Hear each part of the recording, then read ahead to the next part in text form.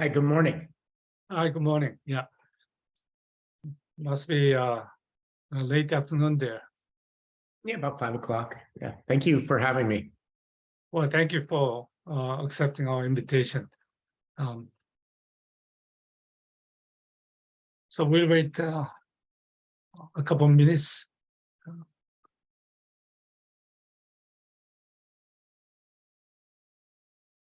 I plan to visit Bay Area in the middle, I guess, around the 20th of June. So will you be in the office?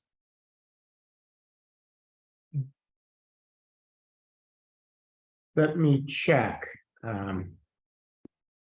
Let's see here. Yes, actually, yes, I will be. Okay, so That would be fantastic. yeah, That's a good day. Yeah. finally we're meeting face to face. Yeah, I mean, the pandemic, it feels like a distant memory, but it was three years. Right. People forget Mhm. we forget things quickly, like how things were. Right. And so that's why I think I could be wrong, but eventually people will go back to normal. Like the office will be normal again. I believe it just may take another year or two. The GFT venture is in Palo Alto, right? Yes. Yes.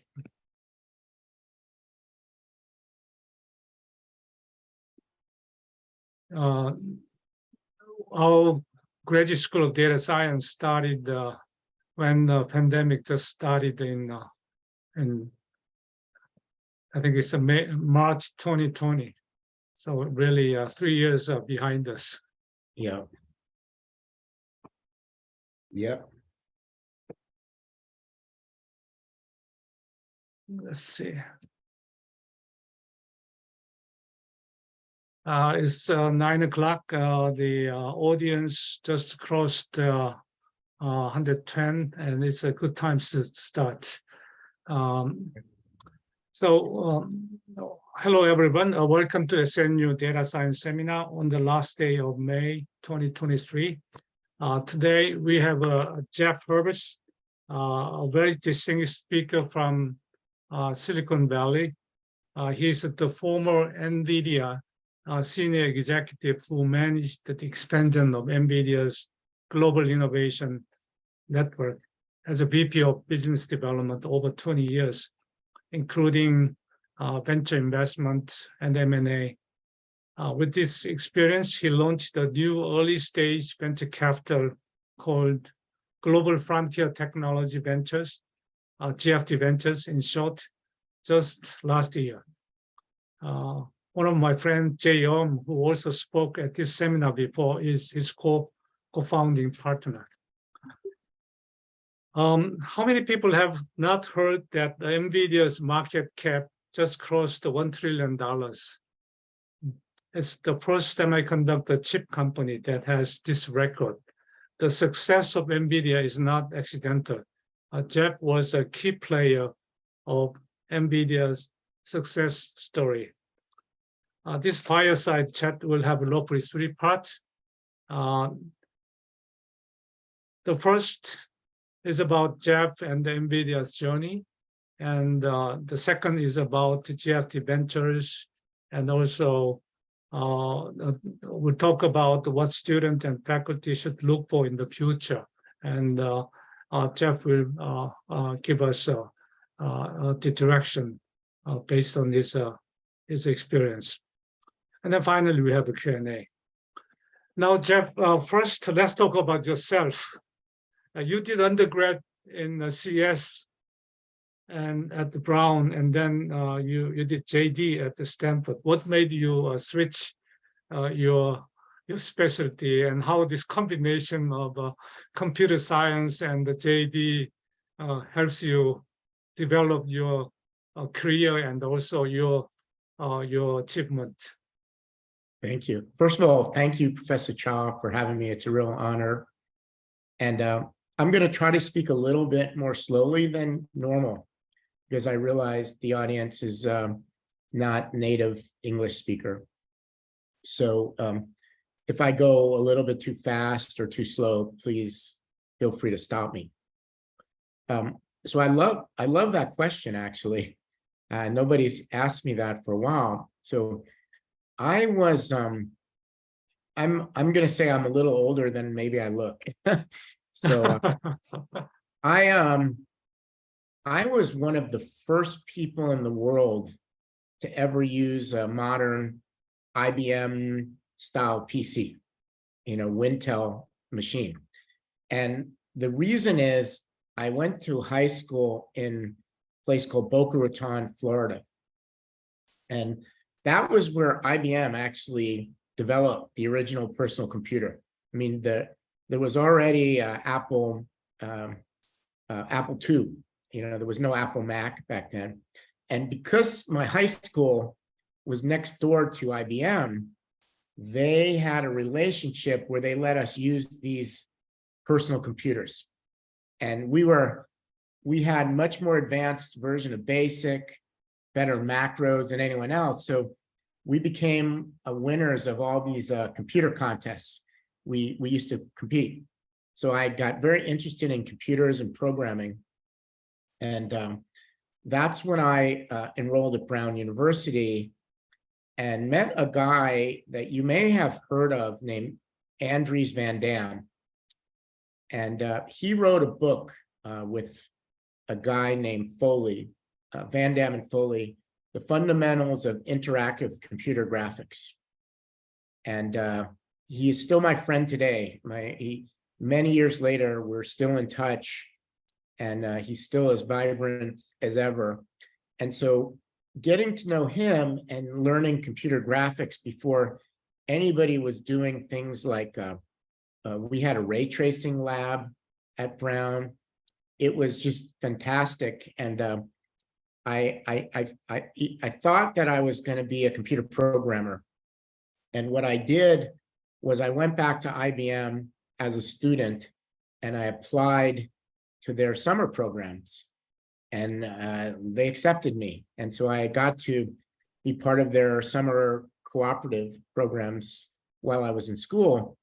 And while I was there, I interacted with some people on the legal side, and I read some articles, and I realized that intellectual property and computer science and what's called computer law, these issues were going to become really important.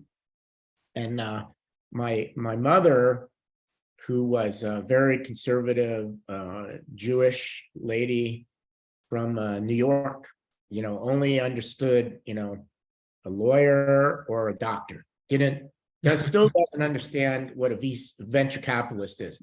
After all these years, she thinks maybe I just dug a hole in the earth and dug some gold up and afforded nice things, and doesn't understand what I do, which is fine.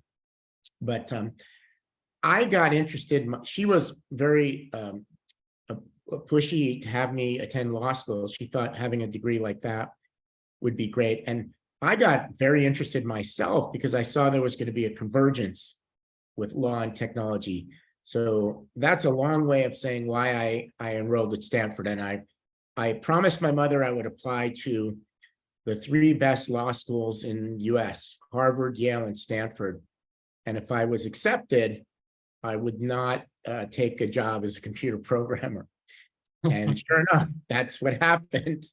And I think it was a very, very good decision for me because it allowed me to come to Silicon Valley, which at the time was not someplace I knew, being from the East Coast of the US. And once I was in Silicon Valley, I basically never left. So, when was it? So you immediately joined the NVIDIA, or you went to some other place first?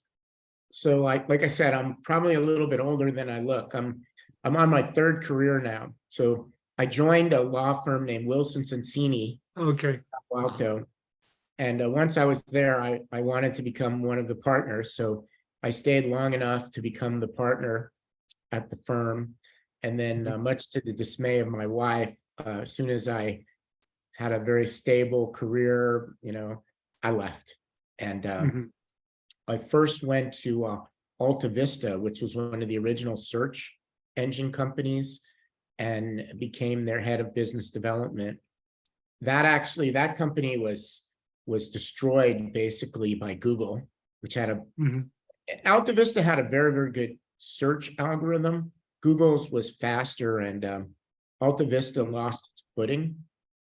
And so that didn't work out. And so I was a little bit, one of the things I'll talk about later is, patience and resolve, believing, and, everyone fails, everyone has setbacks. And sure enough, as that was failing, I got a call from someone at NVIDIA, and I knew NVIDIA, and they said, "Hey, we're looking for somebody to lead our business development, and you're the perfect guy because you understand technology. We know you do, and you're also a lawyer, and we know you have experience." So I went to meet this guy, Jensen Wang. Back then, didn't have the leather jacket, just had a basic like a white shirt like me, no sport cap, pair of jeans. Like, these are reading glasses. He literally had a Coke bottle, the glasses, just, looked like a typical, Silicon Valley nerd. And we had a long conversation about accelerated computing, computer graphics, and we both agreed that the computer graphics belonged to all kinds of other places than just games. And we all agreed that parallel computing was the wave of the future, that, single-threaded processing on CPUs was eventually going to tap out. And so I said, again, to the dismay of my wife, who wanted me to go practice law because she wanted a stable, she didn't like a risk taker. I said, I believe in this mission. I believe in this person. I believe in this team, and turned out to be an excellent decision. Excellent decision, but not an easy one. And as we talk more, I'll explain to you how many times NVIDIA looked like it was near death. So that was late 90s or 2001. 2001, yeah. That's when .com collapse and 9/11. Right. That happened, That's when I started a company in Silicon Valley. Yeah, I remember where I was on 9/11, and I think I had either just talked to Jensen or was about to, and I figured there was no way. I figured I better go back and practice law, but sure enough, everything clicked. Yeah, I can understand. That was really a time when things are all collapsing, and people want to have a safe place. But you chose a risky path, and yeah, because I believed, because my logic and my intellect. Well, first of all, having studied computer graphics at Brown, and as a lawyer, I represented several early computer graphics companies. I really love computer graphics. It was in my DNA.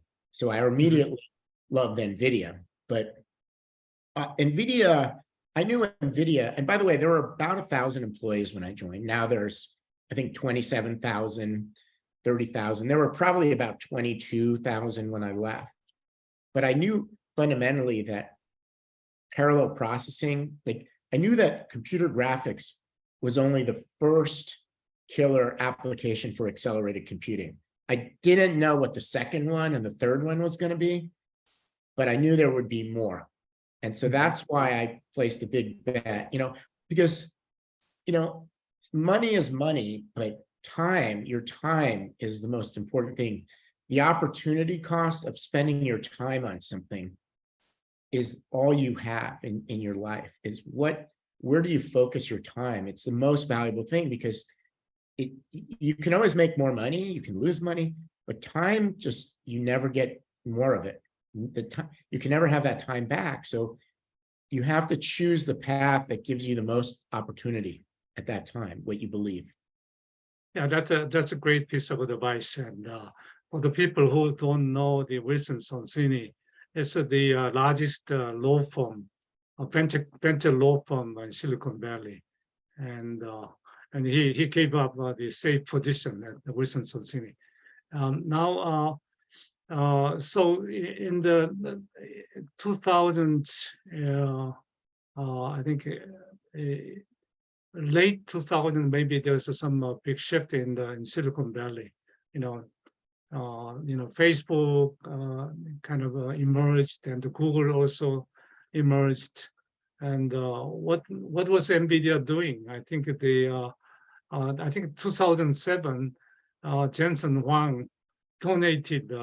I think 2007 or 8, Jensen Huang donated $30 million to Stanford, and now the engineering school is named after his name, right?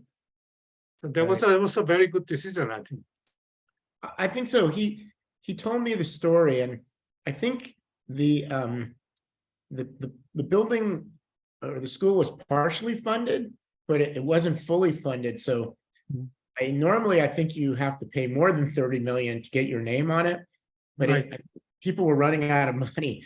So I think he came in with the last 30 million and became the donor of record. So I think it was a very good decision. And he's a very generous guy. But you asked me what was going on. In 2001, NVIDIA was mainly a gaming. NVIDIA had built the original chip for the Xbox at one point and was mainly a computer graphics company for gaming. We had just kind of entered the computer workstation market. So I believe Silicon Graphics was still around back then. And so we decided, so was 3D Labs. And so we decided to enter the workstation market around that time. And essentially NVIDIA from below cannibalized the entire graphics workstation market with these graphics cards. But NVIDIA had a pretty good run, I believe, from around 2002 to 2007. The gaming business was going quite well. Games have continued to grow. And I think by 2007, the stock had gone up quite a bit, and we all felt pretty good about ourselves.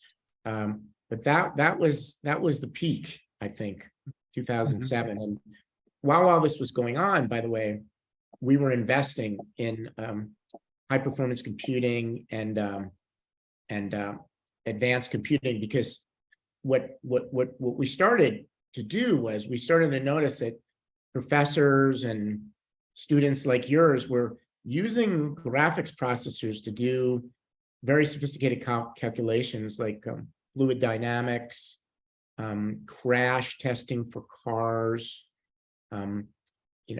smoke, dispersion analysis, electromagnetic simulation. And they were basically programming in DirectX or OpenGL, which I'm sure your students are familiar, which are kind of the languages people use for graphics. And they figured out how to do it. And they were trying to get supercomputing capability through graphics cards, because that's, you do what you have to do. And so my friend David Kirk, who you may have heard of, he was the chief scientist in NVIDIA. He's now an advisor to GFT Ventures and an investor, very good friend. He started working on this thing called CUDA, Compute Unified Device Architecture, because NVIDIA's philosophy had always been to have an extraction layer between the graphics card and the software. And the reason was so that the graphics cards could be forward and backward compatible with all software. So they started this from the beginning, and they still believe it, that every graphics card will continue to work with every new application game, because we have this abstraction layer in between. And so it turned out, and a beautiful strat, because nobody wants to, buy a graphics card and then a game gets upgraded or a new game comes in, it doesn't run. So NVIDIA had this huge software developer relations team. They eventually moved it to Russia, which I think it's now moved. I think it's Armenia. I think most of the people are out of Russia, but this was really important. Software was really important. But what it meant was we started building this thing called CUDA, which was going to allow, scientists, researchers, high performance computing experts to model their applications using the GPU as an accelerator. And this was a big investment because it required not only changes to the hardware, but a lot of software. And it wasn't going well. It didn't go very well. I mean, there were very few applications other than games. And, around 2008 or so, I think we hit a financial crisis, if you remember. Yeah. Everything crashed, right, in Silicon Valley, including NVIDIA. And at the same time that was happening, another bet. So we had CUDA, we were investing in it, but no applications, because all these high performance computing applications are very nichey, very nichey. Like if you think of a company like Ansys, are you familiar with Ansys? They do a lot of simulation, fluid dynamics. They have lots of different applications, but none of them are that big. So you'd have to go and you have to convince every one of these applications to write on top of the accelerator, which would make them go faster. But there are headwinds because there's a lot of work.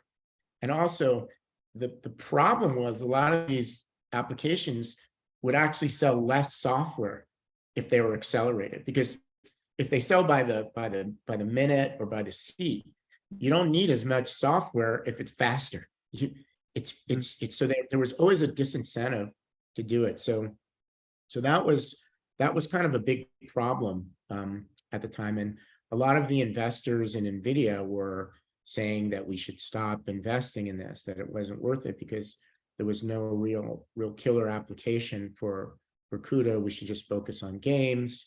And so it wasn't a great time. And, there was a real estate crisis.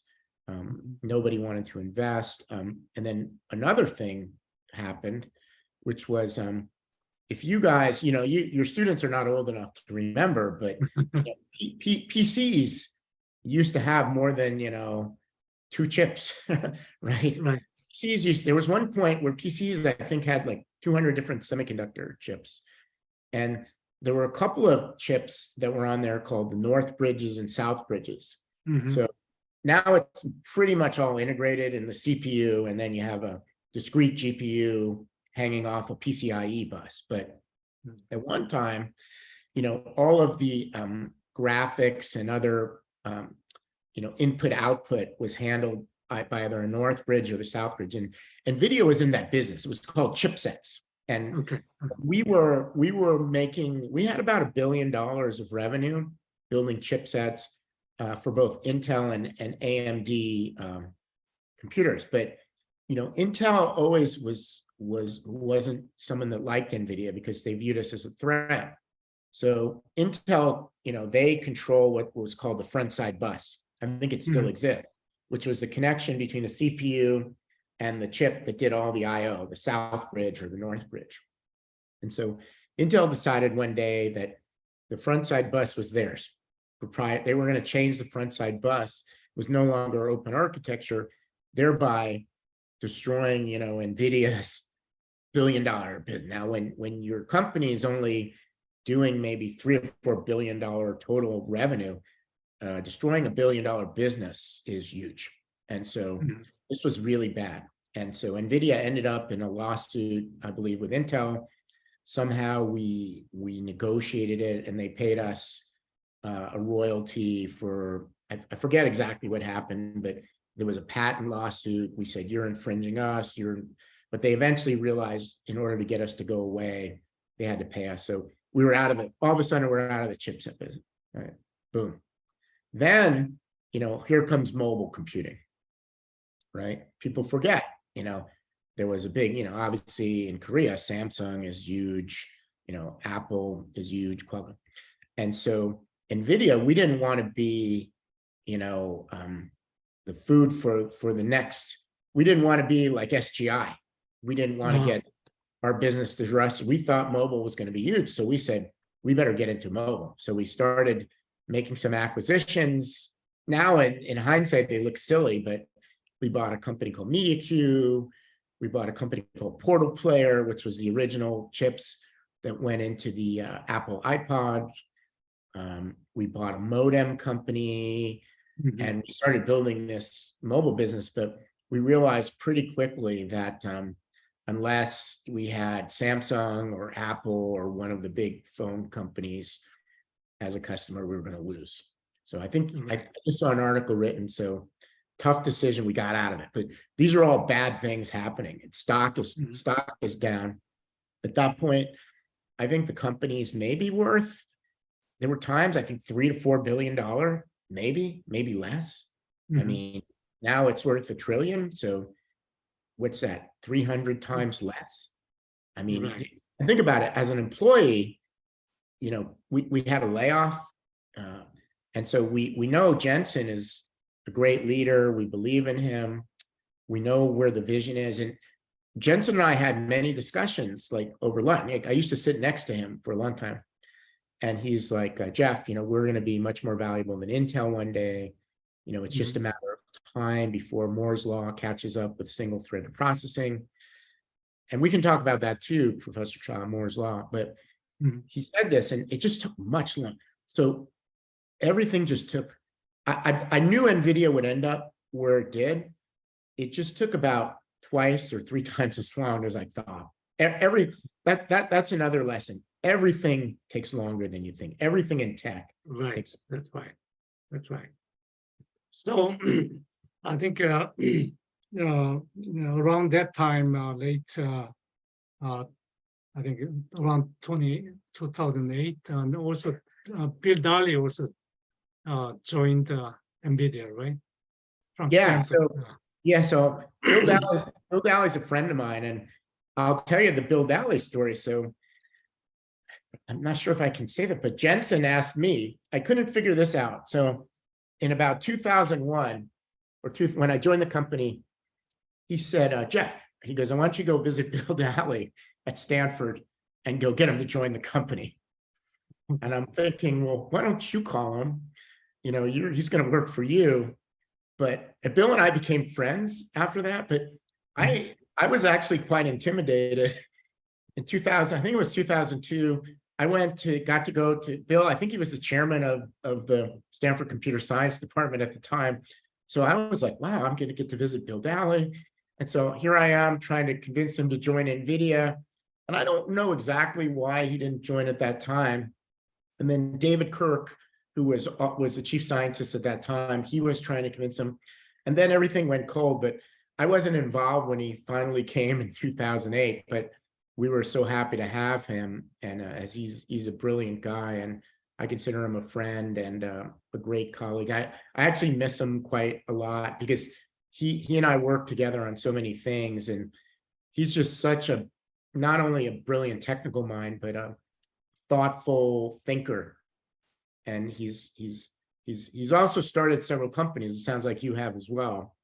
But I think his NVIDIA decision to come to NVIDIA was probably the best decision he made in his career. Yeah, we invited him, I think, around four years ago at SNU, and we had a discussions for a few hours. Really, yeah, I laughed because I just remember Jensen asking me to go hire him, and at that time, you know, he's a very well-known figure.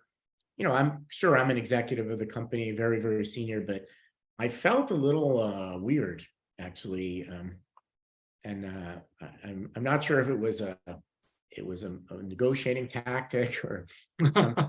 It all worked out. It all worked out. I mean, the NVIDIA's strength is not only you know, chips, hardware, but also on the software stack. You know, including I mean, CUDA played a big role in establishing the you know, the unique strengths in the software areas. So how did the CUDA took off? You know, we're talking about you're talking about the 2 big bangs, right? That happened in 2010, after 2010, right? Yeah. Yeah, I think we announced CUDA. We were working on CUDA for a long time. I think we finally announced it in 2007 or 2008, and we had a big compute. We had our first big computing conference called NVIDIAN. And the problem with CUDA was there were no applications. You know, CUDA is like a horizontal software platform. And it's really hard to build horizontal platforms in technology. This is another big learning. Having invested in startups, worked for NVIDIA,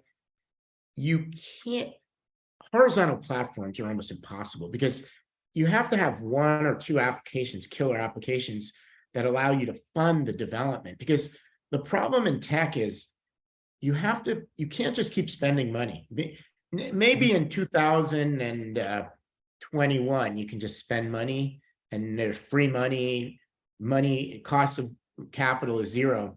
But in normal times, there has to be a business flywheel that allows your business to take off. So CUDA was this horizontal platform. It was really good. And so we went out, like David Kirk wrote the book on CUDA. We went out and taught it in all the schools. We invest, but there's no return coming from it. All of our GPUs have CUDA enabled, but there's no application. So the equivalent GPU from NVIDIA costs more than the equivalent from AMD. Really bad. Investors hate it. They come with knives, you know, they come in and they want to kill the company. They love the company, but they don't like CUDA and they don't like any of this accelerated computing talk or vision, you know. They say, just stop that, don't invest and make us money and we'll be happy. So it wasn't a good time, but eventually, you know, we got a little bit of high performance computing applications to take off, but still not that much. I mean, it was a fledgling HPC business, but the investment in CUDA, the platform, the ability to abstract out the GPU and to write in C-like language for high performance computing application, super, super valuable. But you're waiting, what's going to be the killer application? What is it going to be? And here it comes, right? Your next question is probably where we're going with that, right? Right. So finally, you know, this deep learning, right? And so Just NVIDIA is prepared, right? Just in the nick of time, I'll tell you. So, you know, I was at the company for 20 years. And so think about this, like I started 2001, 2012, 2013. We start seeing, you know, the initial kind of rumblings of deep learning, maybe 2011, 2012. But, you know, as an employee, you know, I have to feed my family, you know, I have my wife, you know, knocking on my head. Why are you doing this? Why would you put all of your, you know, career in this company? It's not going anywhere. A lot of employees leave. A lot of very highly paid executives of the company leave.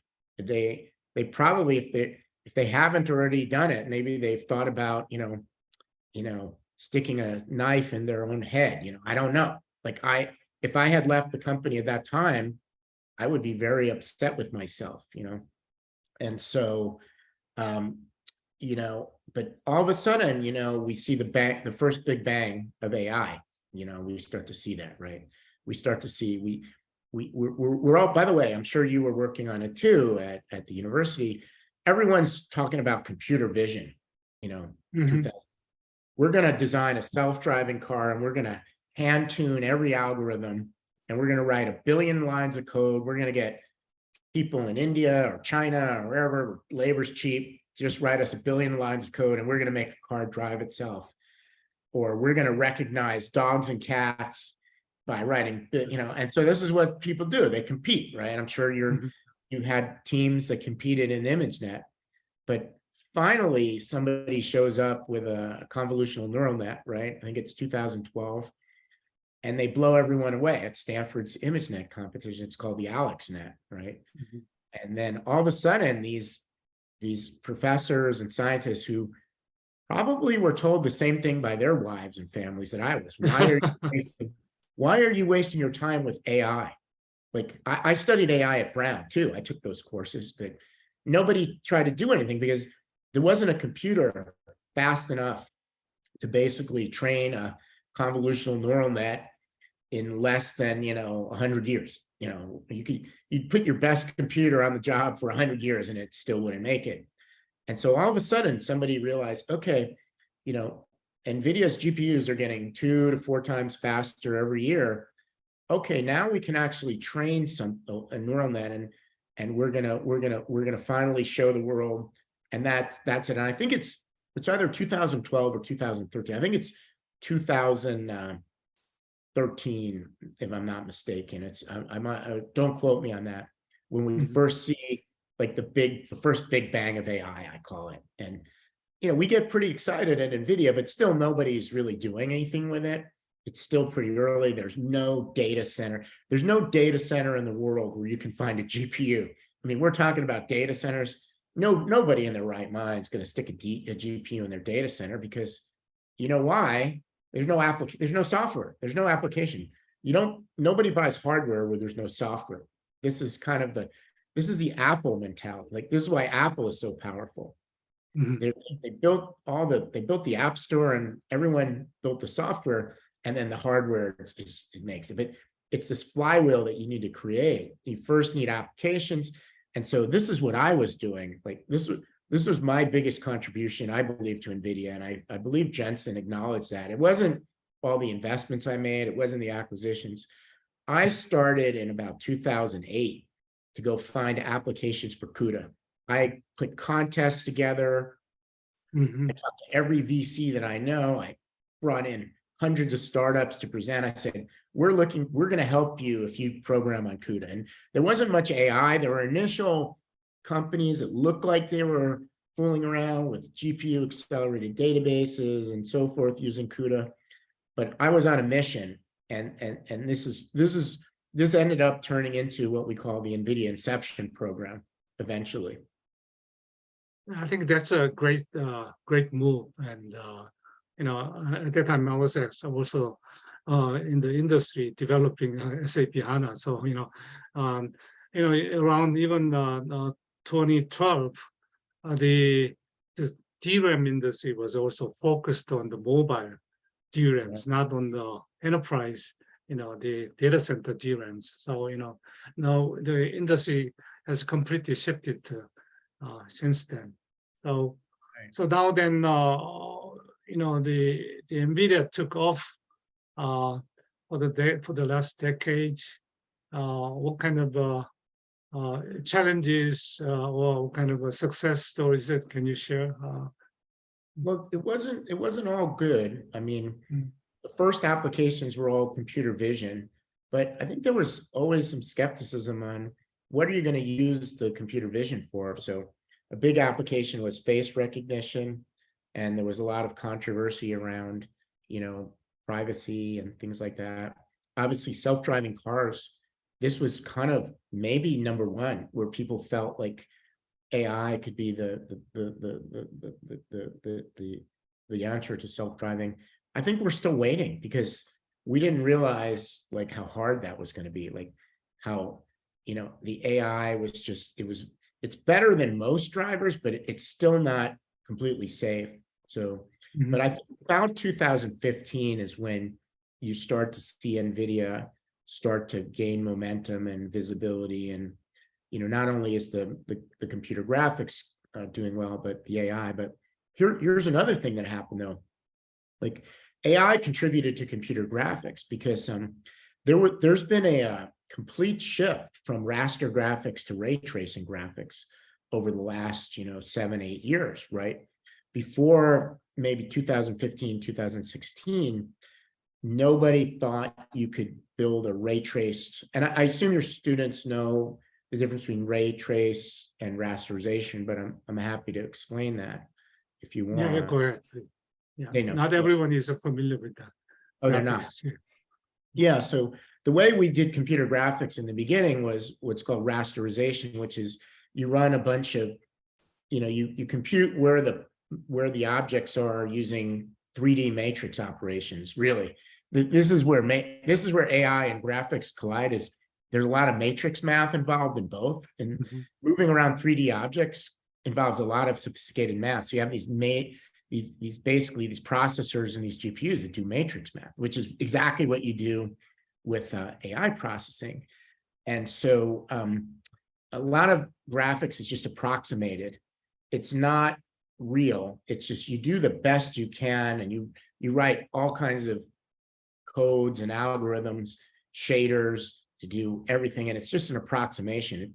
It doesn't have real, global illumination lighting. So there was always a big gap between the kind of graphics you'd see in a game and the kind you'd see in a movie, computer generated. And the reason why the movies could do it much better is because they used something called ray tracing, which is you actually use the laws of physics to trace the rays of light all the way back from and to the light sources that are illuminating. Because it's that last layer. Like if you look behind me, you see a little shadowing.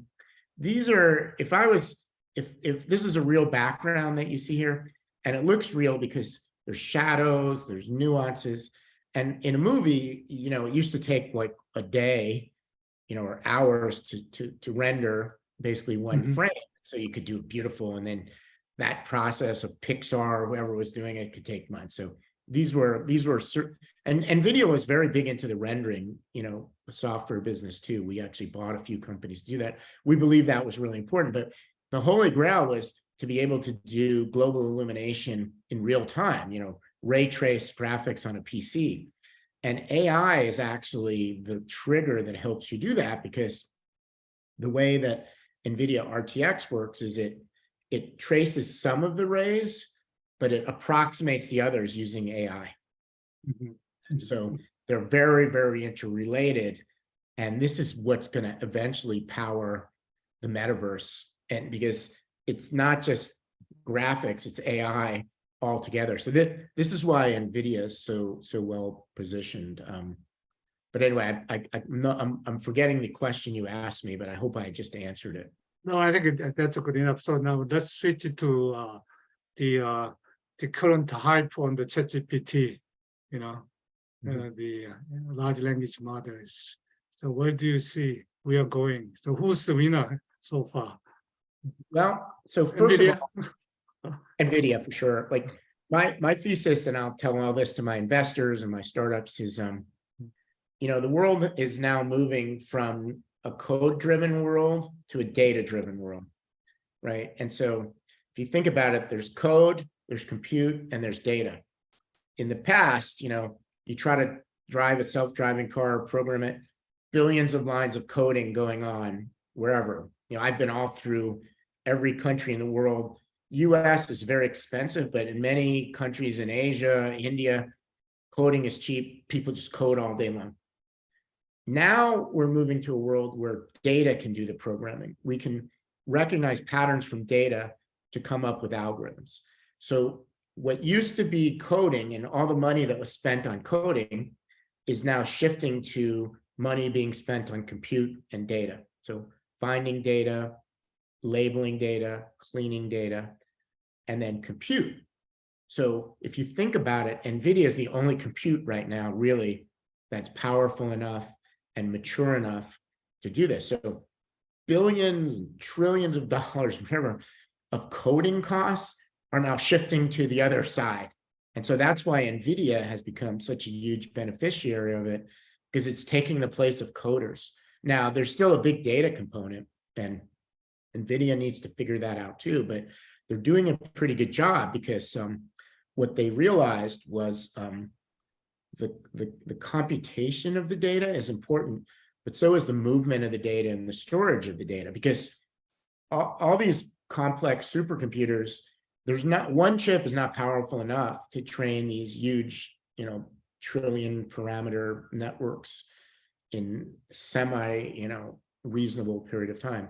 You need multiple GPUs on one server, multiple servers in one data center, and they all have to talk to each other because the data is moving around. So that's why NVIDIA is now in the high-speed interconnect business, data center business.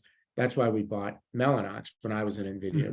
This was like a big deal, I think, huge deal. And I know AMD's done something similar, but I don't think anybody has anything close to the, full stack of NVIDIA for this. So that's kind of where I see that. And then you had asked me about ChatGPT, where do I see that? Well, here's my take. By the way, do you have another question or should I just keep going? No, go ahead. Yeah. So chat, by the way, I'm telling you guys, everything I'm saying is just fully transparent. So you have all my secrets now. So maybe, by the way, maybe we can tape this because I think it's being taped. I would love to see the replay. I think it's being taped. So yeah, we can edit and then release. Yeah, I'm giving away everything that I know. But the thing is, everything I'm saying, I think is fairly simple, right? But it's the pattern recognition of seeing it develop over the many years that's hard. Like not everybody's able to kind of see why and where. But you know, the computer vision, I believe computer vision, that was the first big bang of AI. I always believed that natural language processing was going to be the next thing, conversational AI. And I think, by the way, I think we're still not there. And you know, Google, you know, they open sourced their BERT models as early as I think 2018, 17, 18. They gave it away. And so Google had the technology, which I don't think is extremely complicated, these large language models. I think the big challenge is having enough compute resource and having enough data to go program. And I think some will say Google didn't pursue them because they were afraid of them. They didn't, or some would say they didn't know if they were accurate, or some would say they didn't want to cannibalize their search business. I'm not really sure. So it took OpenAI to finally, you know, put this in a commercial manner where not only were they reasonably accurate, but where it's really the prompt engineering that was difficult to deal with, like figuring out when I give a query, how to, you know, communicate it to the neural network so that the inferencing could find the right response. And I think that was a big innovation, you know, in the last year for ChatGPT 3 and ChatGPT 4. So I think, you know, it's definitely real. What people don't realize is, you know, ChatGPT, it's a language model. It's not a knowledge model, right? Like it doesn't really know anything. All it's really doing is recognizing patterns of all the words, you know, that have been written or spoken, you know, over some period of time, and basically regurgitating what it thinks is the most likely pattern that, you know, answers the query that you've put to it. So so that's, I think it's amazing, by the way. I think it's just an amazing thing. And you can only build these generalized AI models if you have a lot of money. So that's why no startup really was doing it. Now they're trying. But the problem with it is it's not a knowledge model. And so I think people are forgetting that it's not ground truth. It's just in some sense it's hallucination, but it's good hallucination because as a starting point for an essay, for a letter, you know, if you're talking about generative AI for, you know, imaging, movie, it's quite good, but it's still not to the point where it's real, you know. And so I believe that all these models are great inputs, you know, beginning inputs, but are going to need to be paired with, you know, knowledge models, which already exist, but they're more complicated and there are lots of different types. I think they'll be needed paired with multimodal imaging and facial models, because it's not just what I say, it's how I say it and my facial expression. So I think it's very, very real. I think it's going to cause it's already causing a huge boom in computing. I think the big companies will be the biggest beneficiaries of this. And I don't think it's going to be a high volume business, but it's probably not going to be a high margin business at the end of the day, because it's somewhat commodity if you have enough compute and enough data. There's not a lot of real innovation. And then it'll be startup companies and other companies who have vertical expertise and compare it with the knowledge models that'll turn it into real products. That's my view. And the beneficiaries will likely be large cloud service providers, you know, who provide the compute for it. It'll be NVIDIA and whoever else figures out how to get into the AI business. and it'll probably be the largest companies who have distribution for the applications that people will want to use it for, like Microsoft and Google, maybe Apple. Like Apple, I think, doesn't really have it because, Microsoft has their Windows 365 or whatever they're calling it. Google has, Google Docs and all the other things. So they like where I want to use ChatGPT is I want to use it as part of my email. Hey, help me write this email to Professor Cha, thanking him for having me, based on everything it's in my email. Boom, So that's where I think it's going to go, but it's still developing, and I think it's great for the ecosystem, but it's not the last thing we're going to see. It's just the beginning. Mm-hmm. So as you started the venture capital, and so what kind of the startups you like to see, and then but this could be a great tip to students and the professors who are interested in doing startups. Yeah. So if people ask me like, why did you start this fund? Like, and I joked with someone today, I'm almost famous. Like, I was the guy that left NVIDIA. I did 20 years. I helped build it, and then I left at the ChatGPT moment. Why would I do that? But I mean, the good news is I'm still a stockholder. I'm very happy to see NVIDIA do well because I do well. So I fully aligned with NVIDIA, but I felt like the big wave of AI was just starting, and I wanted to. I felt like startups are going to lead the way for many, many years here. And so the amount of innovation is going to be incredible. And I'd done what I could do for NVIDIA. I'm sure I could have done a lot more, but I felt really good about my contribution. And so when my good friend, I think he might have been your student, Kyun, my partner, he came to me and said, Jeff, let's start this fund. I know you understand this better than anyone else. So that's what we did. And so we look for companies that are fairly early stage and that are solving really hard problems for very large markets. We have invested in a Korean company, actually. They're a US company, but based in Korea, called Mars Auto. I think I introduced you to the founder. Right. Yeah. But generally, we invest right now in US, North America, and Israel. But we're not averse to investing in Korea. We can't be everywhere right now. And we look for companies solving really hard problems for very large markets. And in particular in AI, we're not, I believe a lot of the technology is now open source, like including, large language models, Google's BERT models. It's more about the data that they have and the ability to create more data. And it's about the people and their expertise in the vertical or application.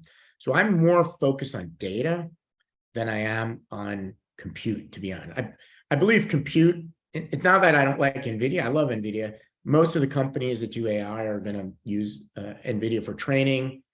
Probably almost all of them will use them for inferencing right now, but some will inference, some don't need that kind of horsepower. They'll be on the edge, but I'm mostly interested in software applications, vertically specific applications that can disrupt entire markets using AI. And because I've seen so many companies, even though I don't know every vertical, I mean, I've worked in many of them, but there's common themes, which is proprietary access to data and the ability to create and gather more data and get basically a flywheel effect over the competition that I think is pretty powerful. So that and great management teams, either people that have done something before or people with extremely good recommendations who we get to know, who we think are very resilient. And I'll make one more point about resilience. So NVIDIA, like I believe persistence,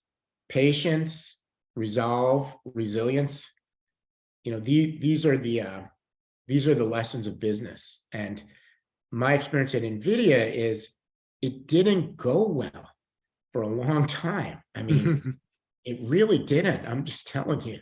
I mean, there were times I just wasn't sure, I mean, I always believed in the mission, but there's so many setbacks. And it happens with startups all the time. So the question is, like, if you do something you believe in, we need to find founders that we know they're going to get knocked down. We just want to find people that are going to always get back up, because, you know, there was a movie I watched recently where the guy was a fighter.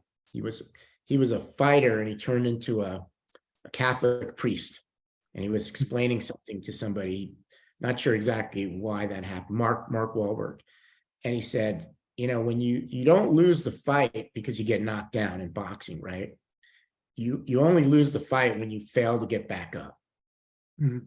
And so, like, starting a company, working for any of these deep tech, you know, far advanced companies requires a lot of patience and belief. Now, if you don't believe it, if you really believe it, then you do it. If you don't really believe it, then you get out. But I always believed, and, you know, having a guy like Jensen Huang, who always believed, like, if he didn't believe at any point, he certainly didn't let anybody know. I don't know who Okay. maybe he talked to his pillow at night and go, man, I'm really worried, but I don't think so. I think the entrepreneurial mind is one that, you know, believes, and some people are really great at that. He's the best in the world.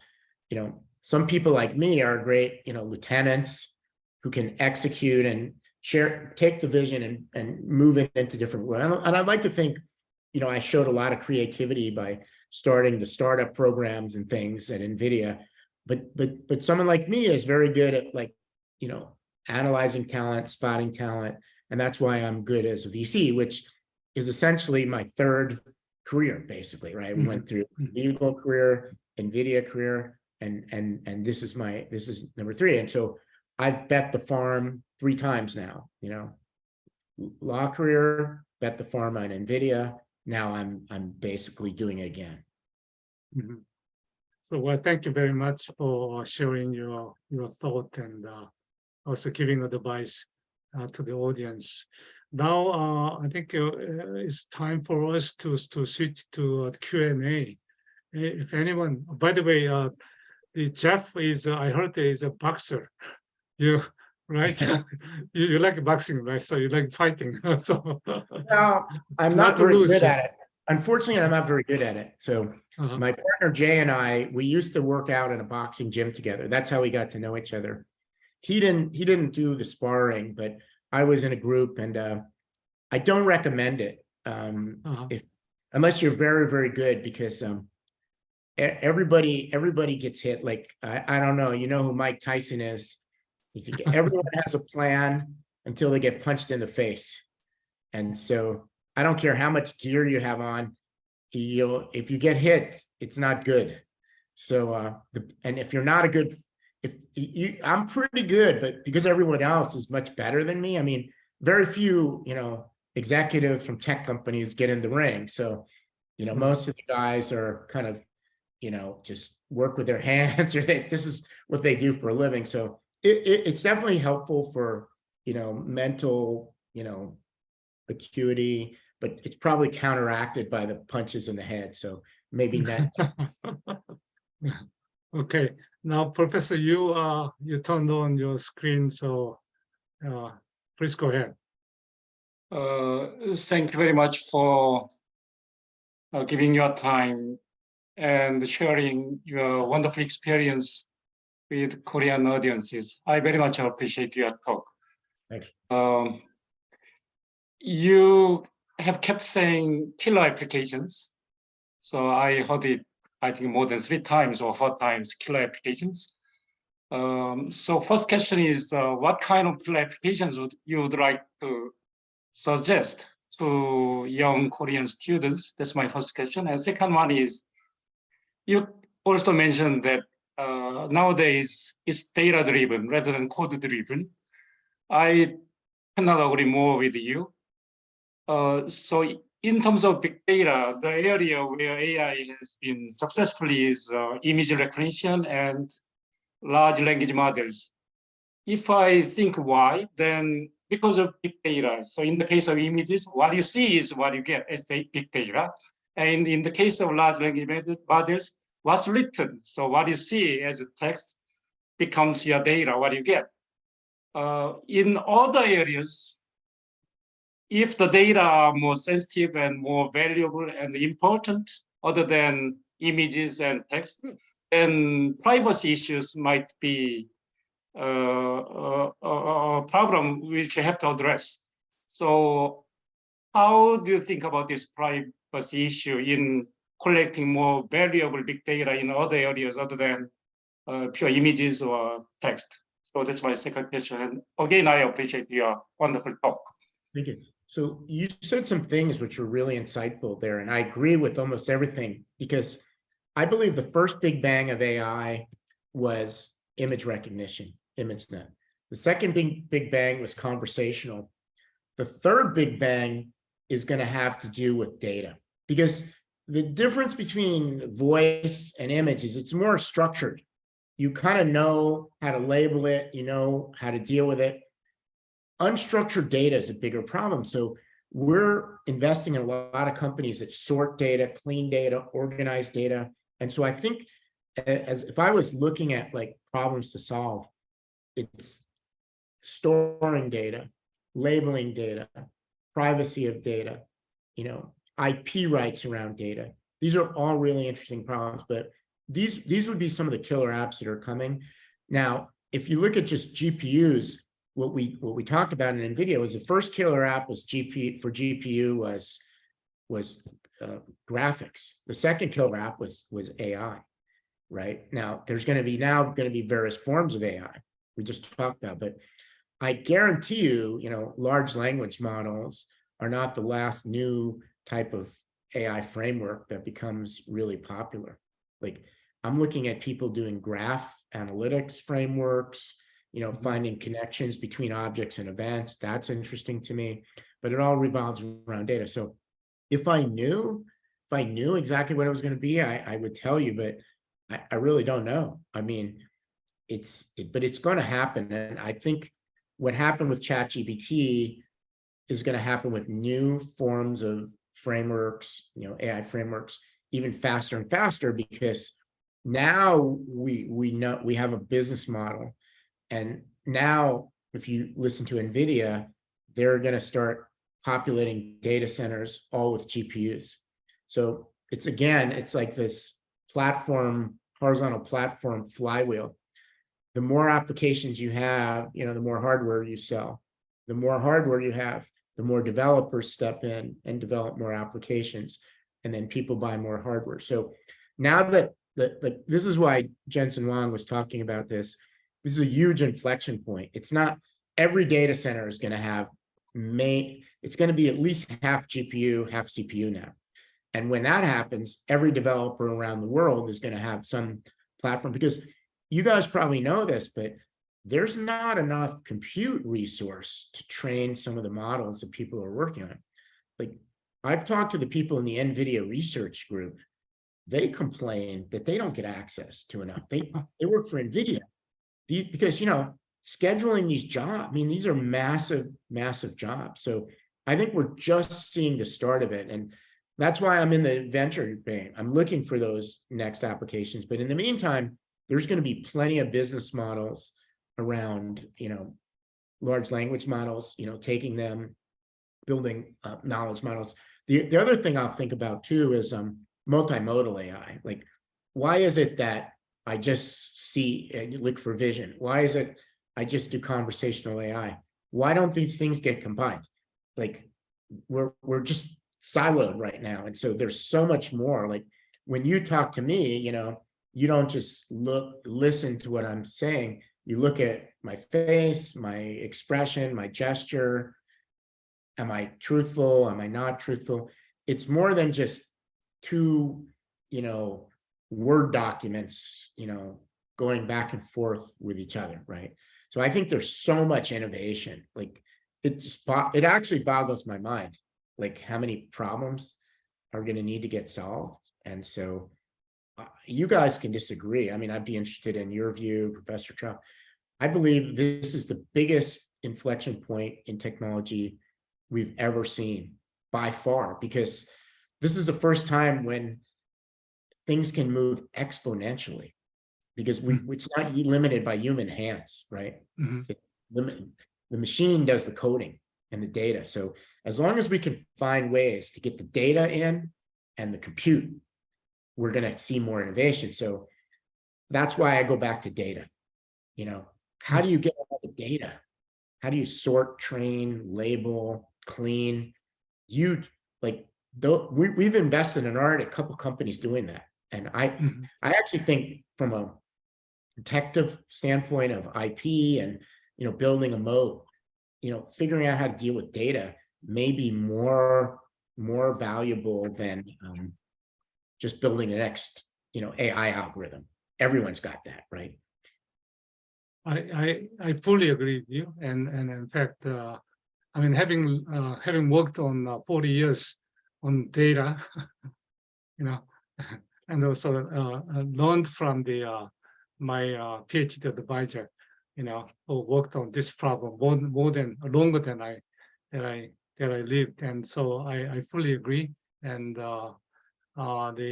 essentially this is the data management problem, you know, and this is what I see. Yeah, this like, I'm sure you guys are all much smarter than me, much better coders than me, much better technologists than me. I just have the benefits of recognizing the pattern over many years. I'm the beneficiary of like living through this and building it. So luckily I'm very good at learning things. So listening and learning, right? So that's where my, like, it doesn't matter how smart you are, you have to read the signs. You have to understand where the trends are going. And it's usually big things, you know, big things. And so if you get caught in too deep in the weeds, you'll miss. You have to kind of look at just what we're talking about. What's the next big thing? It's data, right? We don't know how to deal with it, you know? So I can share one problem that I'm facing at the moment.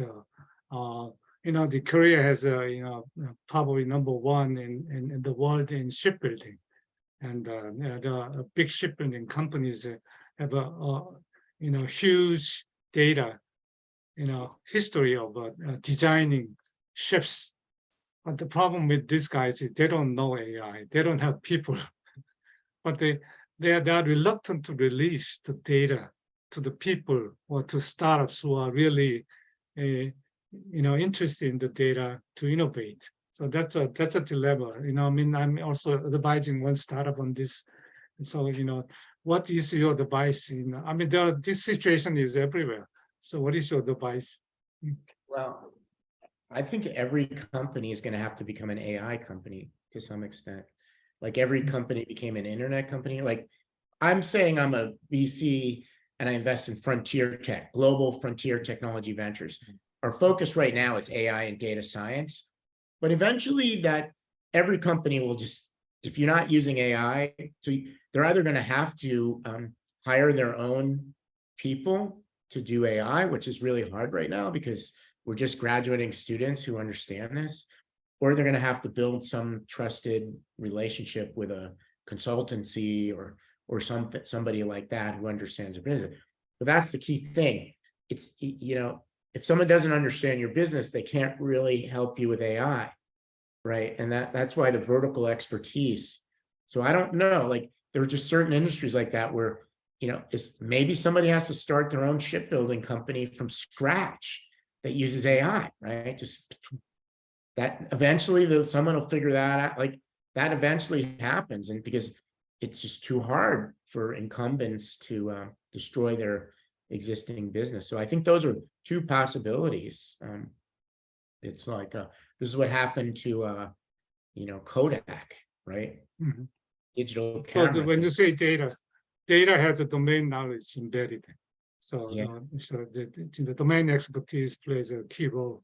Yeah. So I think cross-functional like studies is really important, like computational biologists or computational you know, mechanical engineering. You know, I think we're going to start to see universities build these interdisciplinary programs where everybody's going to have to understand AI. And I think we'll be able to do it, like, because of generative AI, I don't think everyone's going to need to be a programmer.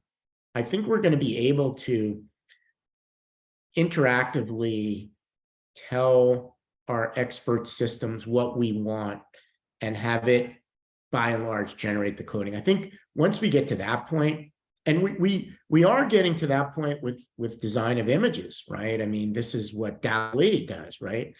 You basically say, hey, I want a picture of a big building with a lot of flowers around it, and it can do it for you. You can interactively tell it. So hopefully we'll get to that point, but that's why there's so much left to do, because it doesn't make sense that every business isn't disrupted by AI. Everything, right? It's gonna have efficiencies. So now we are running out of time, so we'll take probably one or two questions. If you have a question, please raise hands or turn on the screen. Go ahead, Jonathan. Mr. Herbst, thank you so much for the great introduction to the two big things surrounding the AI and data science. I'm currently a part of Professor Cha's school as a graduate school student, and I was wondering if you're looking to hire a fresh graduate student right out of college, right out of grad school, as a venture capitalist. First of all, you don't need to call me Mr. Jeff is fine. Not right at this moment, but we should definitely stay in touch. We might have some interns work for us over the summers and things like that, but probably not until we raise the next fund in a few years. But we would definitely love to stay in touch with you. I added you on LinkedIn, so I can probably message you. I mean, you don't have to reply back, but thank you so much for offering that opportunity. Yeah, our goal is to build GFT Ventures into a bigger franchise. And the way it works in venture capital is fund one, no matter where you came from, is always a little bit smaller. So fund one will probably cap out at around 130 or 140 million, assets under management. And that's really good for a first-time fund. And then once you successfully show that you can do well, you can raise bigger and bigger funds. But what I would tell you, if somebody magically gave me $1 billion to invest, I could deploy it in AI right now. And you could say, well, Jeff, you had billions of dollars on the balance sheet of NVIDIA, but it's still different. It's still different. There's a nimbleness to being your own firm that's going to allow me to see and do things that I never did. So I'm actually the most grateful person in the world for the experiences that I've had, because and this is why it's so important to use your time wisely. Because imagine it could have gone differently, and imagine NVIDIA's out of business now, and I spent 20 years and I made a wrong decision.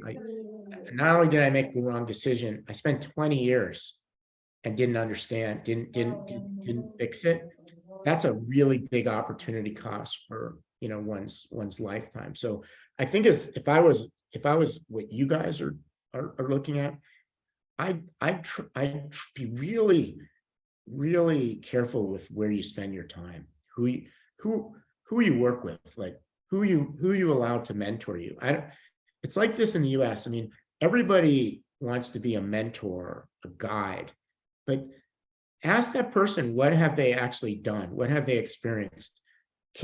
Is there advice? Not all advice is created equal. It's not all valuable. And there's too many people giving bad advice in my view. And then if you're going to do something and it's failing, be intellectually honest and recognize that it's failing and start something new. I mean, we did that at NVIDIA. I mean, you could say, well, Jeff, why didn't you quit in 2009, 2012? Well, I believed what we were doing was super valuable, and I saw what early indications of future success. So it would have been a big mistake for me not to continue doing it. But that was a big bet, because it's my time. Forget about money. If I wasted that time, I could have been doing something else. So that's kind of how I look back at my career and my life. It's all about choices, making the right choices and getting the right experience and be intellectually honest. If it's not right and it's not right, say something and make a move. But also, don't be foolish. I mean, sometimes things take a little bit of time, every 6 months, changing job every 1 year. No, that can't be right either. You have two problems. You either don't, get along with people, or you're very bad at asking questions and doing your due diligence on the company you join, because once you commit your time, it's hard to get out of it. And so do the due diligence up front, ask the founders, what have they done before? And a lot of people will tell you things, but as a VC, this is my job. I have to ask the second and third question to really dig down. So anyway, sorry, I answered your question and I gave you some more information, but hopefully that's helpful. Much. So I think, Thank you so much. yeah, I think we have some little questions on the chat, but I think we can skip that, and maybe this is time to end this session. We really appreciate your invaluable advice, as well as sharing your journey, which is really unique in the world. And we hope to see you in person. I'm not sure whether you're coming to Korea soon, maybe in July, or I don't know. But I'm not going to be there in July. I know Jay and Jenny will be there. Unfortunately, I won't be able to make it, but yeah, I'd love to come and do a follow-up in person one of the days, or over Zoom. I'm happy, and hopefully I'll see you when you're here on the 20th of June. Right. Yeah. Okay. Yeah, I actually enjoyed. It's rare that I get to talk. You asked me such good questions, and we didn't really talk about it too much before, but the way you kind of brought the timeline through was great. So really appreciate it. Hopefully I've been helpful. And I mean, I would also say, like, I don't know. I actually don't know everything. I know enough to know.